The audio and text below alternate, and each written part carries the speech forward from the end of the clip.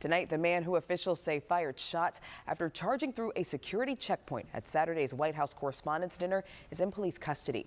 He's been identified as 31-year-old Tomas Allen from California. A source familiar with the matter tells CNN that the suspect's family alerted police about writings indicating anti-Trump ideology. Jen Sullivan has details on what happened. Serious security concerns are being raised after this surveillance video shows an armed man charging through a Secret Service checkpoint at the Washington Hilton Saturday night before opening fire.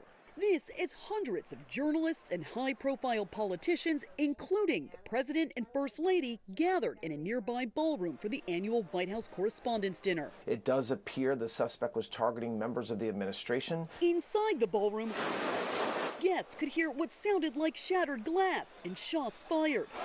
President Donald Trump whisked off the stage by Secret Service agents. It was pretty loud noise. It was a matter of seconds before we were out the door and gone into an area. People scrambling to safety, ducking under tables, including the evening's headliner, mentalist Oz Perlman, who says he was performing a trick for the president and first lady when they heard a disruption and Trump was pulled to the floor beside him. We just look at each other for about 2 seconds.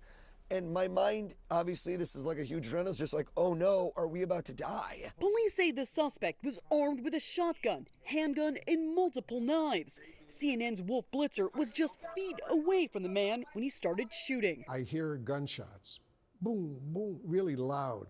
I mean, it was so loud, it was awful. Authorities say the 31-year-old suspect was believed to be a hotel guest and that all names in the hotel were run through government databases as part of a regular security protocol, according to a law enforcement source. We're going to learn from it, but make no mistake about it, the Secret Service did their jobs last night. This incident happening as Washington and the White House prepare to host King Charles and Queen Camilla this week.